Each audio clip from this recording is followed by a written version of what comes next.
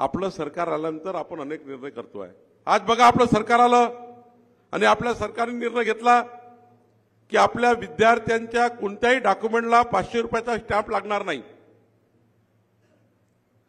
आपल्या विद्यार्थ्याच्या शालेय शिक्षणाकरता जे काही डॉक्युमेंट तुम्ही काढाल, इन्कम सर्टिफिकेट असेल, कास्ट सर्टिफिकेट असेल, डोमेसाइल सर्टिफिकेट असेल, मला देवेंद्रजींनी सांगितलं की 500 रुपयाचा स्टॅम्प माफ करून टाका। आज बघा आपलं सरकार आलं, मी महसूल मंत्री झालो, मला अधिकार प्राप्त झाले आणि आज आपण ठरवलं या राज्यातल्या कुठल्याही विद्यार्थ्याच्या कुठल्याही डॉक्युमेंट करता एकही रुपया लागणार नाही, 500 रुपयाचा स्टॅम्प पेपर लागणार नाही। हा निर्णय आपण केला आणि खऱ्या अर्थाने या ठिकाणी संपूर्ण महाराष्ट्राच्या सर्व विद्यार्थ्यांना आपण मोफत सर्टिफिकेटचाही निर्णय घेतला। म्हणजे स्टॅम्प पेपर 500 रुपये लागायचा तो रद्द करून टाकला। आता तहसीलदारकडे 500 रुपये स्टॅम्प पेपर द्यायची गरज नाही। आपण ठरवलं, आज बघा आपलं सरकार आलं, कधी आपण विचार केला होता की छत्रपती शिवाजी महाराजांची विरासत वारसा असलेले 12 किल्ले, जे किल्ले या देशाचं या जगातलं बहुमान आहे, असे किल्ले कधी काँग्रेस पार्टीने जगासमोर आणले नाही। माननीय प्रधानमंत्री मोदीजींनी, माननीय देवेंद्रजींनी निर्णय घेतला की छत्रपती शिवाजी महाराजांचा वारसा असलेले 12 गड किल्ले, हे 12 गड किल्ले युनेस्कोच्या जागतिक यादीमध्ये आणण्याचं काम जर कोणी केलं असेल तर माननीय प्रधानमंत्री नरेंद्र मोदीजी, माननीय आपले मुख्यमंत्री देवेंद्र फडणवीसांनी केलं।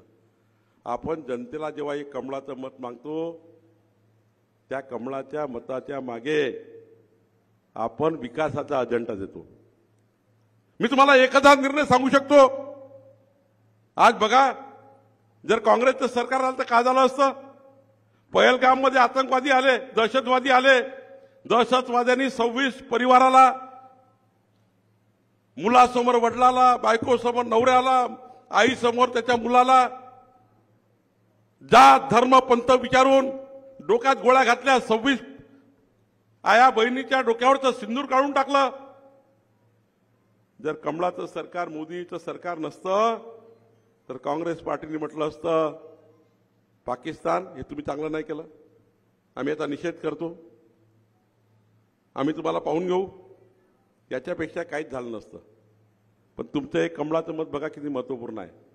आपण मोदीचं सरकार आणलं, देशाने मोदीचं सरकार आणलं, 7 दिवस मोदीजी स्तब्ध राहिले, पण आमच्या बहिणीच्या डोक्यावरचं सिंदूर ज्या त्या आतंक दहशतवाद्यांनी काढून टाकलं, धर्म विचारून जात विचारून गोळ्या मारल्या, हिंदू है तो गोली खाओ, हिंदू म्हणताबरोबर गोळ्या मारल्या, मुस्लिम म्हणताबरोबर गोळ्या बंद करून टाकल्या। काही हिंदू परिवार होते, काही मुस्लिम परिवार होते, पण मोदीजींनी बघा एक कमळाचं मत किती महत्वाचं आहे।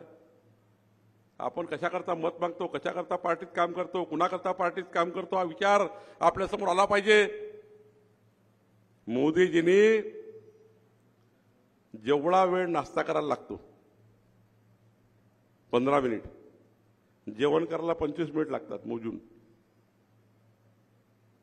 मोदीजींनी 14 मिनिटांमध्ये पाकिस्तानमध्ये घुसून 9 दहशतवादी हल्ले, 9 दहशतवाद्यांचे त्या ठिकाणी स्थळ उद्ध्वस्त करून या जगामध्ये आतंकवाद आणि दहशतवादाच्या विरुद्ध कोण लढू शकतं? तर भारत देश, आमचे भारताचे सैनिक लढू शकतात, ही प्रतिमा संपूर्ण जगामध्ये तयार केली। आणि हे नालायक काँग्रेसवाले विचारतात, कालही विचारलं काँग्रेसवाल्यांनी संसदेमध्ये, आता मला कळतच नाही ती प्रियंका कोणती ती आपली ही नाही प्रणिती शिंदे, प्रणिती शिंदे म्हणते सिंदूर ऑपरेशन झालंच नाही, म्हणजे त्याच्यावर ते प्रश्नचिन्ह उभी करते। आणि तिचीच रोजच्या रोज सोबत बसणारी सुप्रिया सुळे हे सिंदूर ऑपरेशन कसं चांगलं आहे ते जगामध्ये मांडते, बघा याची नाटकं। आणि आपला हा नाना भाऊचा आहे तिकडं उलट्या डोक्याचा, हा उलट्या खोपडीचा आहे। आता नाना भाऊ काय करते, परणे भाऊ, हा राहुल गांधीला खुश करण्याकरता एकच काम आहे, राहुल गांधीला खुश करण्याकरता म्हणजे मला सांगा, एखाद्या आपल्या नेत्याला खुश करण्याकरता देशाच्या सैनिकावर, देशाच्या पंतप्रधानाबद्दल वाईट बोलणे, देशाच्या सैनिकांना त्या ठिकाणी त्यांच्या केलेल्या इमानदारीच्या कामावर संशय घेणे. ऑपरेशन सिंदूर झालं, पण त्यापेक्षाही मोठं झालं ऑपरेशन हर हर महादेव म्हटलं ना. आता श्रावण महिना सुरू आहे ना, मला वाटतं तुम्ही श्रावण महिना करता का नाही. हर हर काय केलं, महादेव, असं महादेव अभियान केलं की ज्या दहशतवाद्यांनी आपले 26 परिवाराचं सिंदूर उजाडलं, ते महादेव ऑपरेशननी तिथं डोक्यावर गोळ्या मारून त्याला धाराशी करण्याचं काम, धारातीर्थ करण्याचं काम आपल्या महादेव ऑपरेशननी केलं. याच्यासाठी सरकार आपलं पाहिजे. आपलं सरकार आपलं सरकार. माझा दावा नाही आहे की आपण सारं बदलून टाकू. माझा दावा नाही की आपलं सरकार सारं बदलून टाकेल. एका दिवशी विकसित महाराष्ट्राचा संकल्प पूर्ण होईल, हा दावा नाही आहे आपला. पण हा दावा पक्का आहे की ज्या गरीब माणसाचे मतं आपण हे महाराष्ट्राला मजबूत करण्याकरता घेतलाय, मजबूत महाराष्ट्राचं निर्माण करण्याचं कार्य आपलं सरकार केल्याशिवाय राहणार नाही. आपलं सरकार ते करते आहे. आज मी 3 तास 3.5 तास एडीओ, तहसीलदार, त्याच्या खालच्या संपूर्ण अधिकाऱ्यांसोबत का बसलो. त्यांना 20 अत्यंत महत्वाच्या विषयावर काम करण्याची योजना तयार करून दिली. अत्यंत महत्वाचे 20 प्रश्न, जे महसूल खातं, जे खातं या शेतकऱ्याकरता, समाजाकरता आहे. अरे महसूल खातं असं खातं आहे जे भंडारा जिल्ह्यातल्या सर्व नजूलच्या जमिनी त्याचे पट्टे वाटप करू शकतं. महसूल खातं असं खातं आहे की शेतकऱ्याचे सर्व पांढर रस्ते बांधू शकतं. महसूल खातं असं खातं आहे की त्या खात्यामधनं शेतकरी, शेतमजुराच्या गरीब माणसाला या ठिकाणी जिवंत 7/12 योजना देऊ शकतं. गरीब माणसाला जर उद्याच्या काळामध्ये मजबूत करायचं असेल तर महसूल खातं त्या ठिकाणी या सरकारचा चेहरा आहे. 2च खाते महत्वाचे असतात.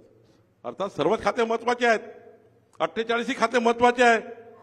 पण जिल्हाधिकारी कार्यालय जोपर्यंत समाजाच्या शेवटच्या गरीब माणसाकरता संपूर्ण योजनेचं क्रियान्वयन करणार नाही, तोपर्यंत सरकारची इमेज ही जनतेमध्ये मोठी होत नाही. आमचा तहसीलदार, आमचा एडीओ, आमचा कलेक्टर जोपर्यंत जाऊन समाजामध्ये जोपर्यंत उत्कृष्ट काम करत नाही, तोपर्यंत आपल्या पक्षाची, आपल्या सरकारची इमेज जात नाही. आणि दुसरीकडे पोलीस खातं आहे. शेवटी सरकारची पहिली जबाबदारी काय?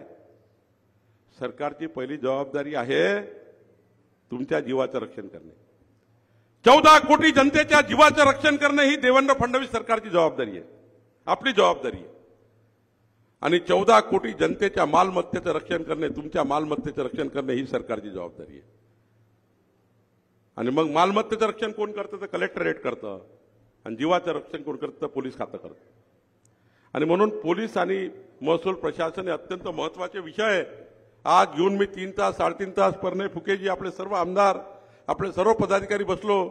आणि मी त्यांना सांगितलं की मी राज्याचा अध्यक्ष असल्यामुळे, 2 जिल्ह्याचा पालकमंत्री असल्यामुळे, महसूल खातं थोडं मला शिकायला वेळ लागल्यामुळं मी भंडाऱ्याला आता उशिरा आलो आहे. पण मी आता प्रशासनाच्या सर्व अधिकाऱ्यांना सांगितलं, प्रेस कॉन्फरन्समध्ये सांगितलं की मी महसूल खातं भंडाऱ्याचं चांगलं करण्याकरता, भंडाऱ्याच्या प्रत्येक व्यक्तीला घराचा पट्टा मिळवून देण्याकरता, भंडाऱ्याच्या प्रत्येक व्यक्तीला खऱ्या अर्थाने महसूलच्या योजना मिळवून देण्याकरता, या जिल्ह्यातले सर्व पांढर रस्ते पूर्ण करून देण्याकरता, या जिल्ह्यामधले सर्व सरकारी योजना पूर्ण करण्याकरता 3 महिन्यांनी एकदा भंडाऱ्यामध्ये येणार आहे, असं मी सरकारला सांगितलं. सर्व अधिकारी, मुद्रांक अधिकारी, नोंदणी अधिकारी, जमीन मोजणारे अधिकारी, त्या ठिकाणी स्टॅम्पचे अधिकारी, सर्व अधिकारी. माझ्याकडे स्टॅम्प आहे, जमीन मोजणी आहे, 7/12 आहे, सर्व आहे. जमिनीचा मंत्री मी आहे. जेवढी जमीन आहे तुमची, माझी सर्वांची जमीन. पण भारतीय जनता पार्टीच्या कार्यकर्त्यांना निवडून आणण्याकरता, सरकारी कामाकरता मी 3 महिन्यांनी येईल. पण मी देवेंद्रजीशी बोललो आहे, मी प्रणय फुकेशी बोललो, काल पालकमंत्र्यांशी बोललो. भारतीय जनता पार्टीच्या कार्यकर्त्यांना 7 नगरपालिकेमध्ये 7ही नगराध्यक्ष भाजपा महायुतीचे निवडून आणण्याकरता मी प्रत्येक महिन्याला येणार आहे, प्रत्येक महिन्याला येणार आहे. मी पुढच्या महिन्यामध्ये तुमसरचा दौरा करीन, त्याच्या पुढच्या महिन्यात साकोलीचा करीन, त्यानंतर लाखनीचा करील, पवनीचा करील. मी पर्यटनाला सांगितलं आहे, भंडाऱ्याच्या भारतीय जनता पार्टीच्या 100% कार्यकर्त्याला निवडण्याची जबाबदारी आता आपली आहे, आमची आहे. जेवढं काम आम्ही लोकसभा विधानसभेच्या निवडणुकीमध्ये बाळा आपण केलं नाही, जेवढं काम आपण पोटनिवडणुकीमध्ये उभं केलं नाही, जेवढं काम आपण लोकसभेत करू शकलो नाही, जेवढं काम आपण विधानसभेत करू शकलो नाही, त्यापेक्षा डबल काम करायचं आहे. आपल्या कार्यकर्त्याला निवडून आणण्याकरता, आपला कार्यकर्ता नगराध्यक्ष करण्याकरता, आपला कार्यकर्त्याला नगरसेवक बनण्याकरता करायचा आहे. भंडारा, संपूर्ण भंडारा, मी तुम्हाला जबाबदारीने सांगतोय. मी निर्णय सर्वांनी ठरवलाय, ज्यांना ज्यांना कमळ मिळेल त्या सर्वांना निवडून आणायचं आहे. एकही सीट पडणार नाही, ही जबाबदारी आमची आहे, काळजी करू नका. पण जबाबदारी आमची आहे, तुम्हाला काही जबाबदारी असं नाही आहे. तुमची जबाबदारी आमच्यापेक्षा मोठी आहे. 1,51,00,000 सदस्य संख्या असलेली भाजप आहे. देवेंद्र फडणवीसजी जेव्हा राज्याचे अध्यक्ष होते पक्षाचे, तेव्हा 99,500,000 म्हणजे 1 कोटीच्या जवळपास भाजपाची सदस्य संख्या होती. पण आज भारतीय जनता पार्टी 1,50,00,000 सदस्याची झाली आहे. आज भारतीय जनता पार्टी 1,00,000 सक्रिय सदस्याची झाली आहे. आज भारतीय जनता पार्टी 1222 मंडळाची झाली आहे. आज भारतीय जनता पार्टी 80 जिल्हाध्यक्ष पदाची झाली आहे.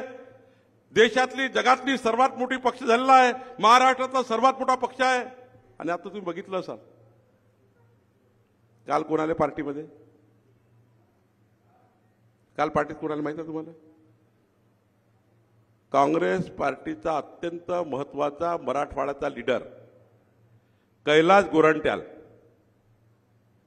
5 वेळचा आमदार आहे. जालना सोडलं ते, जालना काँग्रेस सुटली. ते 1 दिवस पहिले कोणाचा पक्षप्रवेश झाला? परभणीचे काँग्रेसचे नेते सुरेश वरपुळकर 5 वेळा आमदार आहे, 1 वेळा मंत्री राहिले आहे, 1 वेळा खासदार राहिले आहे. काँग्रेस पार्टी सोडली. धुळ्याचे काँग्रेस पार्टीचे नेते कुणाल पाटील, जे धुळे आणि उत्तर महाराष्ट्र सांभाळतात, कुणाल पाटील 6 वेळाचे आमदार आहे. कुणाल पाटील वडील 2दा मंत्री होते. कुणाल पाटीलनी भाजपात पक्षप्रवेश केला. काँग्रेसचे राज्याचे कार्याध्यक्ष तिकडून गेलं, पुण्यामध्ये गेल्याबरोबर पुरंदरमध्ये संग्राम जगताप, काँग्रेसचे हार्डकोर लीडर, ज्याच्या भरोश्यावर पश्चिम महाराष्ट्र आहे, भाजपात आले. हे आता 2 महिन्याच्या आतमध्ये. थोडे पुढे गेलो तो त्या ठिकाणी संग्राम थोपटे, संग्राम अनंतराव थोपटे तर असे मंत्री होते जे शरद पवारांजी सोबत पूर्ण वेळ त्या ठिकाणी मंत्रिमंडळात राहिले. अनंतराव थोपटे तरी महसूल मंत्री होते. अनंतराव थोपटेचा मुलगा संग्राम थोपटे सुद्धा काँग्रेसमध्ये आले, म्हणजे भाजपमध्ये आले. आता अजून विदर्भाचे नंबर आहे. तुम्ही काळजी करू नका, साकोलीला आम्ही घेत नाही. काँग्रेस पार्टीजवळ काहीच राहिलं नाही. काँग्रेस पार्टी ही नेताहीन झाली आहे. राहुल गांधीजवळ काहीच शिल्लक राहिलं नाही. आणि पवार साहेब तुम्हाला माहिती आहे, पवार साहेबांचं तुम्हाला माहित झालं असेल, देवेंद्रजीच्या वाढदिवसाला सर्वात जास्त मोठी तारीफ जर कोणी केली असेल तर त्याला शरद पवार साहेबांना माहिती आहे की आपण उद्धव ठाकरे सोबत राहून कधीही जीवनामध्ये आपला विकास करू शकत नाही. या राज्याचा विकास कोण करू शकतं? ते एकच नेता करू शकतो, ज्या नेत्याचं नाव देवेंद्र फडणवीस आहे, ज्या नेत्याचं नाव देवेंद्र फडणवीस आहे. आणि म्हणून आता बघा, अधिवेशनाच्या काळात त्यांनी बघितलं, परनेनी भारतीय जनता पार्टी महायुतीची पहिली पत्रकार परिषद सोबतच झाली. 3 नेते बसले होते. देवेंद्रजी होते, एकनाथ शिंदे होते, अजित पवार होते, मी बसलो होतो पत्रकार परिषदेमध्ये. समारोपाची पत्रकार परिषद एक झाली. पण काँग्रेस पार्टीची काय झाली? नाना पटोलेंनी वेगळी घेतली, वडेट्टीवारनी, उद्धव ठाकरेंनी वेगळी घेतली, आणि त्या रोहित पवारनी वेगळी घेतली. आणि त्यामुळं काळजी करायची. तुम्हाला काय करायचं आता? निवडून आणायची जबाबदारी आमची आहे. पण तुम्हाला काय करायचं आजपासून?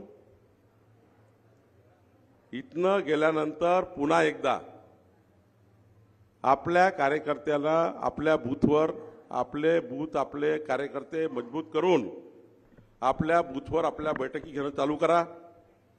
आपण साकोलीचा विधानसभेचा मेळावा करणार आहोत, आपण तुमसरचाही करणार आहोत, आपण त्या ठिकाणी पवनीचाही करणार आहोत। मी तुम्हाला जबाबदारी सांगतो, आम्ही म्हणू महायुती करा कारण महायुती करायची आपल्याला, पण तरी आम्ही तुम्हाला अधिकार देणार आहोत। महायुतीचे अधिकार पडणे काळजी नको करा, आम्ही तुम्हाला देणार आहोत। तुम्हाला पटलं, स्थानिक लेवलला जोडलं, जमलं तर तुम्ही त्याच्यात निर्णय करा, पण एवढं मागं नक्की महायुतीमधल्या पार्टीने आपल्या विरुद्ध एखादा माणूस उभा केला त्याच्या विरुद्ध खूप काही भाषणं द्यायची नाही। आपल्याला आपली भारतीय जनता पार्टी आणायची आहे, पण आपलं सरकार महायुतीसोबत आहे आणि म्हणून आपल्याला हे करायचं आहे। मी तुम्हाला सांगतो परने फुकेजी, आपण ज्या पद्धतीने भंडारा गोंदियामध्ये सहकार क्षेत्रामध्ये, गोंदियामध्ये सहकार क्षेत्रामध्ये, भंडाऱ्यामध्ये सहकार क्षेत्रामध्ये ज्या पद्धतीने आपण आता आपला धागा पकडलेला आहे, कृषी उत्पन्न बाजार समिती असेल, दूध संघ असेल, खरेदी विक्री असेल, यामध्ये ज्या पद्धतीने आपण एंट्री केलेली आहे, मी तुम्हाला दाव्याने सांगतो काही चुका आपल्या झाल्या, सुनील मेंढेजी, काही चुका माझ्या झाल्या, काही तुमच्या झाल्या, काही परिणित झाल्या, काही व्यासपीठाच्या झाल्या, काही कार्यकर्त्यात झाल्या, थोडं मागं राहिलो आपण। पण या संपूर्ण निवडणुकीची भरपाई आता आपल्याला आत्ता काढायची आहे नगरपालिकेमध्ये। आणि तुम्हाला मी दाव्याने सांगतो, मोदीचं सरकार जे दिल्लीमध्ये आहे ना, ते 2047 पर्यंत आहे, 2047 पर्यंत। मी तुम्हाला भाषण द्यायला काहीतरी कार्यकर्त्याला जोर द्यायचा म्हणून जोर द्यायचं नाही आलं। माननीय अमित भाई, माननीय मोदीजी, माननीय योगीजी, माननीय देवेंद्रजी, एकाहून एक नेतृत्व आपल्याजवळ आहे। मोदीच्या नेतृत्वातला भारत, मोदीजींनी 2047चा विकसित भारताचा संकल्प केला आणि देवेंद्रजींनी 2047च्या विकसित महाराष्ट्राचा संकल्प केला आणि म्हणून हे संकल्प आपल्याला पुढे न्यायचे आहे। मी त्या ठिकाणी प्रत्येक महिन्याने एकदा येणार आहे, आपापल्या विधानसभेमध्ये आपल्याही चर्चा करणार आहोत। आपल्या विधानसभेतल्या कार्यकर्त्याचे काही कामं सुटले असतील ते मी करणार आहे, आपले पालकमंत्री येणार आहे आणि पुढच्या काळामध्ये आपल्याला जो महाविजय 2025 म्हटला आहे, महाविजय 2025चा संकल्प आपल्याला आज करायचा आहे। इथनं गेल्यावर पुन्हा आपल्याला जे अत्यंत महत्त्वाची शेवटी केंद्रावरनं योजना येतील, राज्यावरनं योजना येतील, पण दोन्ही योजना ज्या केंद्राच्या राज्याच्या आहे ते समाजापर्यंत पोहोचवण्याकरता जे मधातलं रेल्वे फाटक आहे त्या रेल्वे फाटकाचं नाव नगरपालिका आहे। समजा उद्या पर्यंत मी निर्णय केला 100 कोटी रुपये भंडाराला देण्याचा, पण भंडाराला 100 कोटी रुपये विकासाकरता द्यायचे आहे, देवेंद्रजी सही करतील, मी सही करेल, परनय सही करेल, पण जर भंडाराचा नगराध्यक्ष आपला नसेल तर आपण 100 कोटी जे पाठवू, ज्या कामाकरता पाठवू ते कामं न करता तिथे बसलेला नगराध्यक्ष, तिथं बसलेली बॉडी हे तुम्ही सांगितलेले कामं करणार नाही, ते आपला अजेंडा चालवतील। मग दोन्ही सरकार आपल्याजवळ असताना जर आपलं सरकार नसेल नगरपालिकेत तर जनतेचं नुकसान होईल। आपण दिलेले शब्द पूर्ण करू शकणार नाही। भंडाराला जे आपण शब्द दिले, इतक्या समाज भवन बांधणार आहोत, इतके रस्ते करणार आहोत, पिण्याच्या पाण्याची योजना करणार आहोत, विजेचे काम करणार आहोत, जे काही शब्द दिले असतील, जे साकोलीमध्ये दिले असतील, जे त्या ठिकाणी तुमसरमध्ये दिले असतील, हे शब्द पूर्ण करायचे असतील तर आपला नगराध्यक्ष लागेल, आपले नगरसेवक लागतील, आपली त्या ठिकाणी बॉडी लागेल। दिल्लीवरनं मुंबईवरनं येणाऱ्या सर्व योजना नगरपालिकेच्या माध्यमातून राबवल्या जातील आणि म्हणून जेवढी महत्त्वाची लोकसभा आहे, जेवढी महत्त्वाची विधानसभा आहे, त्यापेक्षाही जास्त महत्त्वाची नगरपालिका निवडणूक आहे। आणि म्हणून माझी विनंती आपल्याला आहे की आपण सर्वांनी आजपासून कामाला लागा। ही गोष्ट करणार आहे की परनय, मी आणि देवेंद्रजी परवा बसलो होतो तेव्हा आम्ही तिघांनी ठरवलं, नेत्याच्या मागं फिरणाऱ्याला तिकीट मिळणार नाही। म्हणजे आता भाऊ परनय, भाऊ परनय, भाऊ परनय, भाऊ परने काय तिकीट देऊ शकणार नाही। बावनकुळे साहेब आमच्या जवळचे आहे बरं, ते आमचे फारच जवळचे आहेत, त्या म्हणणाऱ्याला तर बिलकुलच मिळणार नाही आहे। आणि सुनील भाऊ, आता आपली पार्टी तुम्हाला माहिती आहे कशी झाली आहे, आता आपली पार्टी मेरिटवर आली आहे। जो जीता हो, पुढचं नाही म्हणत मी, जो जीता उसी करणार. 51% लढाई लढायची आहे. जो निवडून येत असेल त्याला तिकीट मिळणार आहे आणि मग जो निवडून येत असेल म्हणजे जनतेच्या मनात तुमच्या वार्डात कोण असेल त्याला तिकीट मिळणार आहे.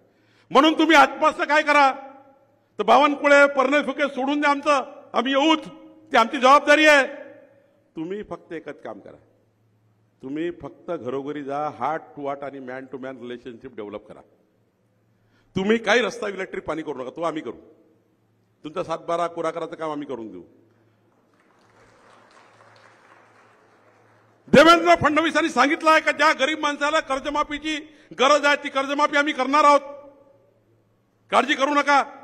गरीब माणसाचा 7-12 कोरा होणार आहे, काळजी करू नका, त्याची सरकारचं वचन आहे. मात्र तुम्ही काय कराल, एकच काम करायचं, वार्डामध्ये रोज 10 घरी जाऊन याल. किती घरी? त्याच घर नको जाऊन 10, हेच 10 घरं, तेच 10 घरं, तेच 10 घरं. चालली का बाई, आले का बाई, भेटले का बाई, नमस्कार भाऊ, मोजून सरवून आपल्या वार्डामध्ये आपल्या प्रभागामध्ये ठरवून जा. इन्फ्लुएन्सर आहे, सोशल मीडिया इन्फ्लुएन्सर आहे, त्या ठिकाणी समाजातला प्रतिष्ठित माणूस आहे, ज्याचं वलय आहे, ज्याला फॅन फॉलोईंग आहे, असे घराचे नाव काढा.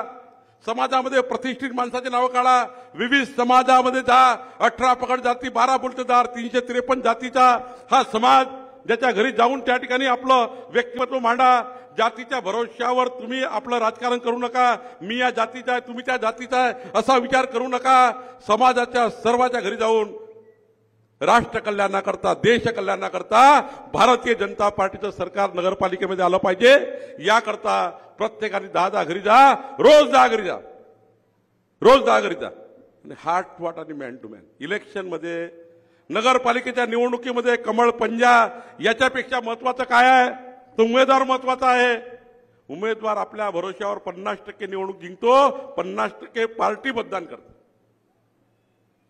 पण 50% उमेदवाराला जिंकावी लागते. आणि जो उमेदवार 50% मताची ताकद टाकणार नाही तो निवडून येऊ शकत नाही. त्यामुळं माझी विनंती, ज्याला ज्याला लढायचं आहे त्यांनी आजपासनं हार्ट टू हार्ट आणि मॅन टू मॅन घरोघरी जाऊन चालू करा. जे काही 2-4 लोक शिवा देतील देऊ द्या, आपलं सरकार करेल जे करा असते. 2-4 कामं महत्वाचे असतील की हा निर्णय घेतल्याने तुमच्या नगरपालिका जिंकतील, उद्या तुमसरमध्ये एखादं काम करून टाकू, एखादा मोठा घटना करून टाकू, ते त्या ठिकाणी होणार एखादं मोठं काम होऊन जाईल. आपण असे 2-4 कामं करू का निवडणूक जिंकण्याचं परसेप्शन तयार होऊन जाईल. एखादी नितीनजीची सभा होईल, एखादीची देवेंद्रजीची होईल, ते आम्ही करू.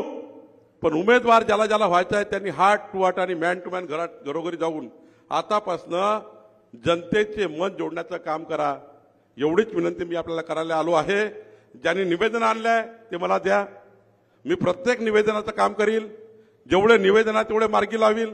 जे माझ्या अधिकार क्षेत्रात आहे, जे माझ्या देवेंद्रजीच्या अधिकार क्षेत्रात आहे ते आम्ही काम करू. पण इथून जाताना मात्र येणाऱ्या 2 महिन्यानंतरच्या, मी 2 महिने सांगितले, ऑगस्ट, सप्टेंबर, ऑक्टोबर, 3 महिने.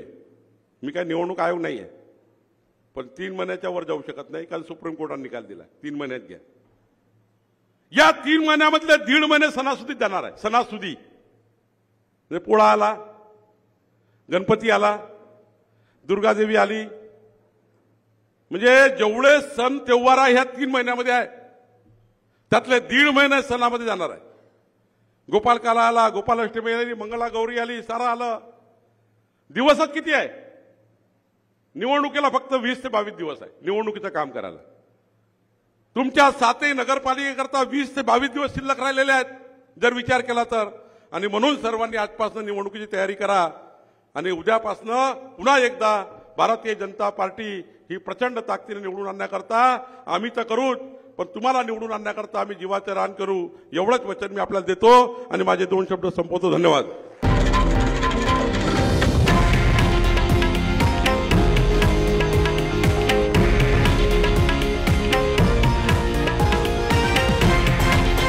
हे आहे देशातील नंबर 1 न्यूज नेटवर्क आणि आपण पाहत आहात TV9 मराठी, एकमेव.